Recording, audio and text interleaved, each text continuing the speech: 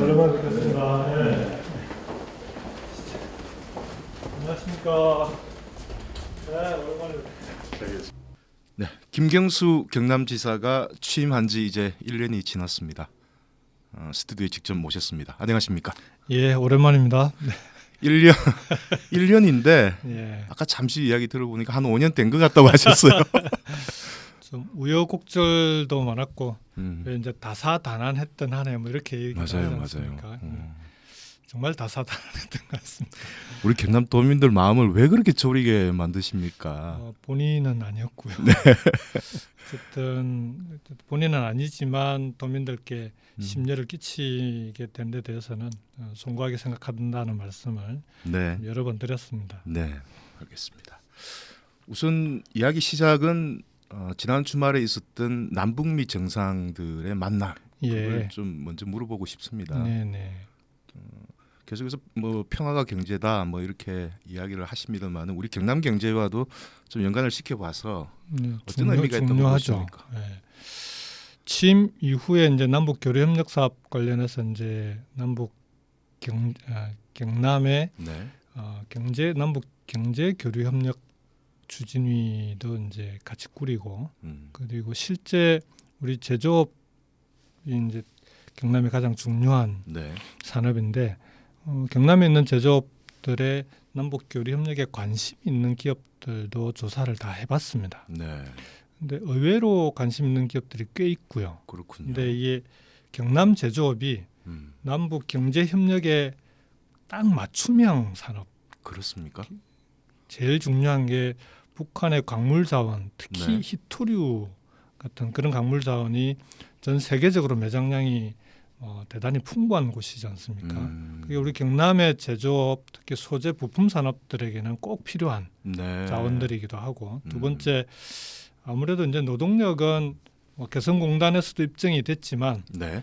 북한만한 노동력이 없지 않겠습니까? 그래서 없죠. 그런 자원과 노동력, 남한의 기술과 자본이 결합된 그런 한반도 평화 경제에서 가장 저는 각광받을 수 있는 게 제조업 분야다. 그래서 경남 입장에서는 남북 경제 협력이 활성화되면 그런 제조업의 경제 협력을 신속하게 추진할 수 있는 준비들을 미리 갖춰둘 필요가 있다. 그래서 여러 번 좀 독촉을 하고 네. 준비도 하고 그러고 있습니다. 그렇군요.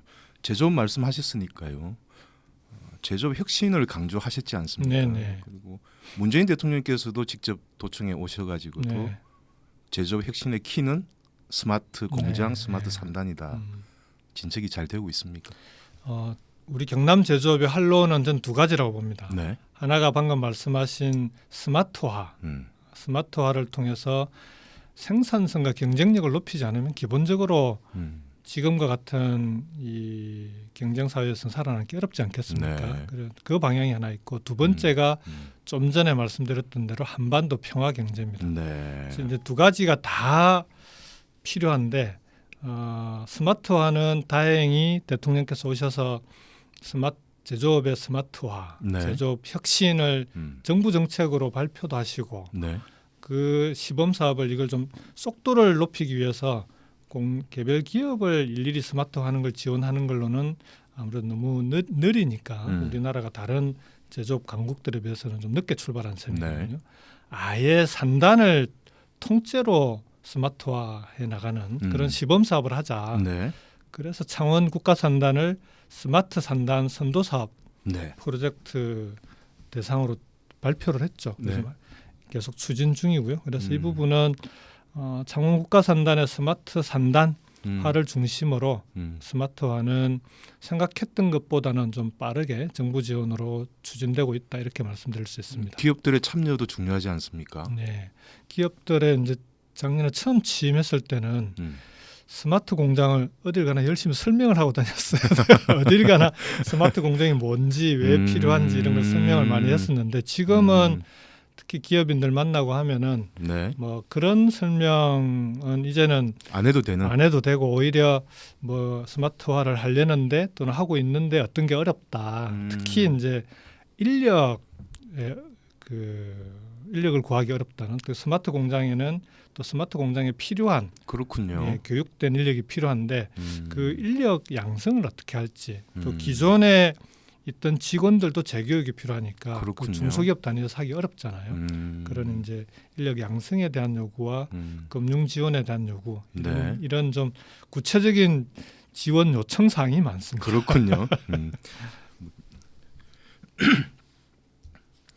스마트 산단도 문 대통령께서 오셔서 이야기하셨고 수소 산업, 네네 수소 충전소 개소식 때 또 환경이나 맞습니다. 대통령께서 맞춰서 오셨지 같이 않습니까? 오셨죠. 예. 그날의 하이라이트는 충전소도 있는데 네. 수소 버스를 직접 탑승을 타셨죠. 하고 그 세코 환경의 날 행사에 있었던 세코에서 충전소가 있는 동남산업단지 본부 앞까지 네네. 직접 탑승을 하셨었죠. 그러면 경남의 앞으로 미래 먹거리의 한 축을 담당할 네. 수 있다 이렇게 보십니까? 수소 경제는 국가 차원에서도 집중적으로 육성하고 있기도 하고요. 네. 저는 앞으로 특히 차량 분야에서는 네. 자동차 쪽에서는 전기차와 수소차가 미래차라고 일컬어지지 않습니까? 네. 근데 이게 뭐 전기차냐 수소차냐 논쟁도 꽤 있는데 정부도 꽤 고심을 했다고 들었습니다. 예. 근데 저는 그렇게 봅니다. 과거에 그 휘발유차와 경유차 네. 그러니까 초기 단계의 논쟁이 비슷한 게 있지 않았을까? 아하. 이게 경유차로 가야 되냐, 휘발유차로 가야 되냐. 근데 두 가지가 특장이 있기 때문에 네. 공존하지 않았습니까? 그렇습니다. 저는 전기차와 수소차도 비슷할 거라고 봅니다. 전기차는 그런데 이미 전 세계적으로 많이 보편화돼 있는 그렇죠. 기술력이라든지 이런 부분에 있어서도 뭐 현대차도 그렇고 우리나라도 전기차 부분은 뭐 크게 뒤지지 않는 네. 그다음에 세계적으로도 많이 보편화돼 있는데 그에 반해서 수소차 분야는 우리나라가 그동안 세계적으로도 기술력을 많이 쌓아와서 앞서 있는 편이거든요. 네. 그럼 이건 적극적으로 활용하고 키워야 되는 분야 아니냐. 그래서 이럴 때는 오히려 정부가 좀 집중 투자하고 좀 세계적인 경쟁력을 가질 수 있도록 해야 되는데 네. 요 수소차와 수소 경제 분야는 울산과 창원이 앞서 있습니다. 그렇겠군요. 국내에서. 그래서 울산하고 창원이 그동안에는 좀 서로 경쟁하듯이 해왔는데 네. 최근에 이제 울산시장님, 창원시장님 만나서 그렇게 할 이유가 뭐가 있냐. 싸울 필요가 뭐 있냐? 그렇죠. 동남권을 수소 경제권으로 같이 키우자. 여기에는 부산은 수소 생산 분야에서 또 강점이 있습니다. 그렇군요. LNG 터미널도 있고. 네. 그래서 부산과 울산, 창원을 전체적으로 동남권을 수소 경제권으로 키우고 정부가 거기에 대해서 집중적으로 투자를 하면 그 안에서 서로 역할 분담해서 요 동남권 전체가 수소 경제에 대한민국의 좀 이 가장 앞서가는 모델로 그렇게 만들어 가자 이렇게 추진하고 있습니다. 대통령께서 우리 지사님을 편애하신다고 생각도 들 것 같아요. 다른 지역에 지금 두 분 오셨는데 네네. 수소 그리고 스마트 산단 네. 왜 이렇게 잘해주시는 거죠? 근데 그건 그렇게 해서 이득을 보는 게 경남만 이득을 보는 게 아니고요. 스마트 산단만 해도 이제 전국적으로 제조업에 다 적용이 되고 스마트 산단 프로젝트는 창원뿐만 아니라 안산의 바늘도 같이 네. 이제 창원 덕분에 이제 바늘도 하죠. 그렇군요. 그다음에 수소 차량도 마찬가지로 울산에 가셨어도 수소차 시승 탑승을 하셨었고 그렇군요. 그다음에 평창 올림픽 때도 직접 탑승을 하시지 않았습니까? 이 부분은 경남에 오시기는 했지만 오히려 우리 경남에 오시면은 이걸 가지고 대한민국이 먹고 사는 먹거리를 같이 만드는 거니까 네. 그런 점에서는 편애를 떠나서 꼭 필요한 사업들이니까 오셨다 알겠습니다. 이렇게 볼 수 있습니다. 예. 강서연구특구도 전국에 6군데 지정을 했죠. 근데 그 절반인 3군데가 경남이 됐습니다. 네.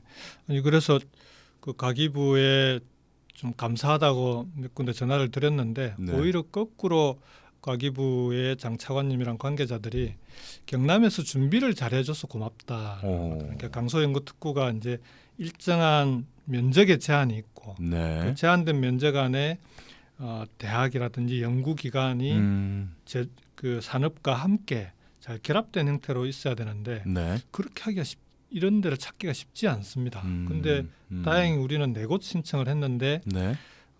창원, 김해, 진주는 가기부가 요구한 조건을 다 맞췄고 네.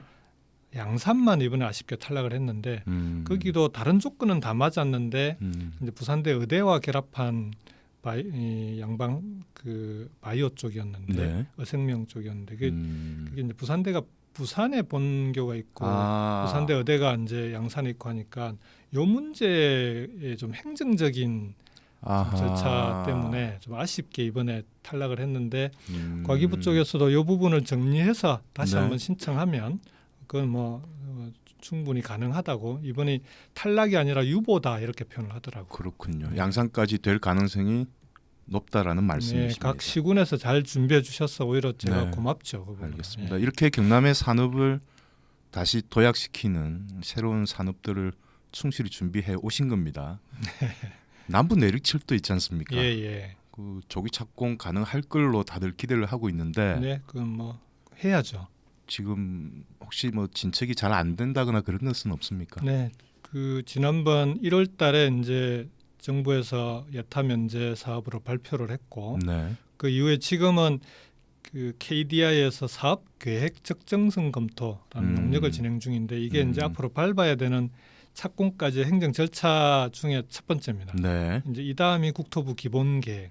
이게 끝나면 이게 한 1년 정도 걸리는데 끝나면은 기본 설계, 실시 설계 이렇게 실시 설계가 끝나는 대로 착공을 하는데 네. 이 절차를 다 밟으면은 2022년에는 착공이 가능한 걸로. 2022년. 예, 사실은 이렇게 만들려고 이제 작년부터 준비들은 좀 여러 가지로 곳곳에 준비들을 해놨던 거죠. 사실 기본 계획 들어가려면은 예산이 이게 몇십억 들거든요. 그렇군요. 근데 올해 기본 계획을 들어가야 되는데 작년에 예산 편성을 안 해놓으면 그러면은 내년에 기본 계획을 실시할 수 있으니까 1년이 늦어져 버리거든요. 그렇군요. 그래서 작년에 예산 심의할 때 항목을 바로 정하기는 좀 사업이 확정이 안 됐으니까 네. 할 수 없어서 어쨌든 사업은 확정이 안 됐지만 결정이 되면 쓸 수 있는 그런 항목으로 이제 국토부 예산 편성을 미리 협의해서 이제 작년에 해두어서 올해는 바로 이제 기본 계획이 들어갈 수 있게 됐습니다. 벌써부터 우리 동네에 역 세워달라는 민원 많으시죠?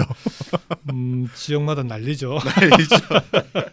그건 뭐 당연합니다. 어쨌든 이번 기회에 각 지역마다 어쨌든 이 서부경남 KTX를 통해서 지역 발전을 만들어가자. 이게 지역민들의 당연한 요구 아니겠습니까? 그런데 역사는 그런 지역민들의 요청도 감안하지만 결국은 서부경남 전체에 어디에 역사가 들어서는 게 객관적으로 꼭 필요한지 이게 아무래도 용역 과정에서 검토 과정에서 논의가 될 예정이고요. 그렇게 해서 지역민들과 협의해서 결론이 날 거라고 생각합니다. 알겠습니다. 신공항 문제는 사실 지금 국무총리실에서 판정을 하겠다라고 밝힌 이후에 이 영남권, 동남권을 제외하고는 상당히 좀 반대하는 분위기가 꽤 있어 보입니다. 뭐 다 약속해놓고 뭘 다시 하자고 그러냐. 그렇죠. 이제부터 시작이죠. 그 동안에 사실은 저도 처음에 이 문제를 이제 김해 국회의원 시절에 김해 시민들의 소음 때문에 이 문제를 들여다보기 시작을 한 건데요. 그 다음에 이제 도지사가 돼서 부산, 울산과 공동으로 이제 정부 국토부의 기본 계획을 좀 그 기본 계획 이전에 이제 예비 타당성 조사, 사업 타당성 조사 두 번의 용역이 있었는데 그 자료가 뒤늦게 나왔어요. 그래서 그걸 이제 전문가들하고 쭉 검증을 해봤는데 검증을 하면 할수록 이상한 공항. 저는 이제 지금의 결론은 안전하지도 않고 그래서 위험한 반쪽짜리 공항, 반쪽 공항이에요. 그러니까 이제 그런 사실들이 아직까지는 이제 부울경의 검증단에서만 얘기가 됐지 그걸 본격적으로 이제 국민들에게 알리거나 이런 건 이제 시작이기 때문에 총리실 검증 과정에서 이런 부분들이 잘 알려지면 저는 뭐 충분히 이게 김해공항 확장이 아닌 다른 대안이 필요하다. 이런 좀 여론들이 모아질 거라고 생각합니다. 신공항, 동남권 신공항은 노무현 정부 때 추진을 시작을 한 거죠. 네, 그게 이제 2002년에 그래서 첫 용역을 하는데요. 그때 용역이 뭐였냐 그러면 김해공항 확장 용역이에요. 검토 용역이에요. 했던 겁니까? 네. 근데 그때만 한 게 아니고 2002년 이후로 국토부가 3번을 했어요. 그다음에 부산시가 2번을 하고 네. 5번을 용역을 했는데 김해공항 확장 가능성에 대해서 5번 다 안 되는 걸로 부적합한 걸로. 왜 5번을 했는지는 모르겠습니다만. 그러니까 이게 이제 다른 자꾸 용량은 늘어나, 그러니까 이용하는 시민들은 늘어나고 네. 용량은 제한돼 있고 하니까 답을 찾아야 되는 상황이었기 때문에 했는데 그랬군요. 5번 안 된다고 하고, 그리고 이제 뭐 신공항을 어떻게 만들 건지 그러면은 가덕도로 하자. 네. 그랬다가 TK 대구 경북 쪽에서 밀양을 들고 나오고 하면서 이제 2곳을 놓고 용역을 했는데 결론이 5번 안 된다고 했던 김해로 결론이 났잖아요. 맞아요. 근데 그다음 더 웃긴 건 그러고 그러고 나서 이게 2016년 6월에 결론이 났는데 네. 11월 달까지 또 대구시에서 네. 김해공항 확장, 김해 신공항이 타당한가에 대해서 용역을 해요. 근데 11월 달에 나온 결론은 영남권 관문공항으로서 부적합 이렇게 나왔습니다. 근데 그동안 그 대구는 그걸 숨겼고 네. 이번에 그게 이제 밝혀졌던 거죠. 그러면 6번 부적합하다는 결론이 났고 한 번 유일하게 그냥 밀양과 가덕도가 싸우니까 네. 좀 이렇게 절충안 안으로 비슷하게 김해공항 확장을 들고 나왔는데 이걸 검증을 안 할 수 없잖아요. 이게 정말 제대로 된 결정인지 김해공항 확장안을 놓고만 한 것도 아니고 네. 그래서 이제 이번에 검증을 해본 거고요. 검증을 해보니까 왜 6번 안 된다고 했는지 알 것 같아요. 일단 위험해요. 그러니까 위험하다. 돛대산에서 중국 민항기 사고가 한 번 있지 않았습니까? 추락 사고가 있었죠. 돛대산 김해에 있는 돛대산 높이가 380m입니다. 네. 근데 국토부가 이번에 그 활주로를 새로 놓겠다고 43.4도 김해 방향으로 틀어서 네네. 만든 계획한 활주로 상에 있는 여러 산 중에 경운산이라고 있어요. 네. 김해에 네. 379m입니다. 아, 똑같군요, 그냥. 그래서 사실 지금 김해공항 같은 경우에 이제 그 조종사들이 이게 이제 계기 자동 착륙이 계기를 이용한 자동 착륙이 아닌 착륙대는 대단히 위험하다고 이제 그 좀 꺼려하는 공항 소문나 있거든요. 지금도. 그렇군요. 그 사고가 괜히 난 게 아니지 않습니까?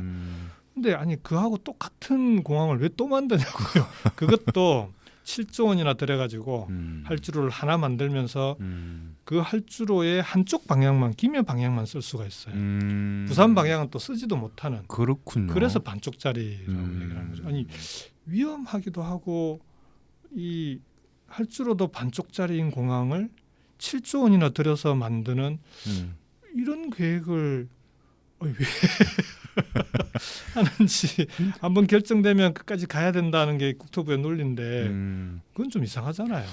근데 김현미 장관은 얼마 전에 한 2주 정도 됐나요? 방송기자클럽 토론회에 나오셔가지고 총리실에서 이 판정 결과 김해 신공항을 무산되면 어떻게 하실 거냐라고 질문을 하니까 그럴 일은 없을 겁니다라고 네. 자신 있게 말씀을 국토부 하시더라고요. 관계자들은 지금 만나도 대단히 자신 있어 합니다. 그렇습니까? 저는 이제 그게 뭐 국토부의 관성은 있을 거라고 보고요. 우리가 이 검증 과정에서 국토부의 실무 관계자들을 만나보면 네. 실무 검증단에서 문제 제기를 하면은 그 다음에 올 때는 그걸 수정해서 갖고 와요. 그래요?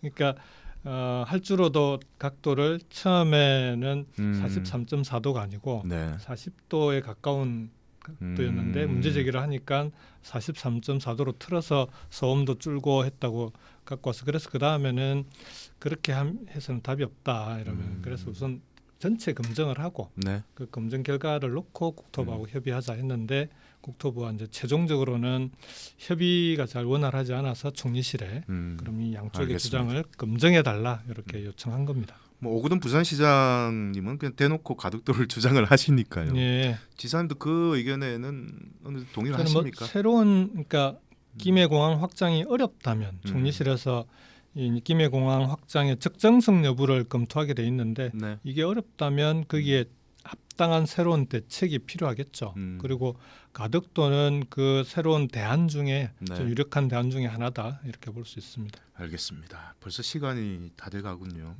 이제 4분의 1 임기가 지났습니다.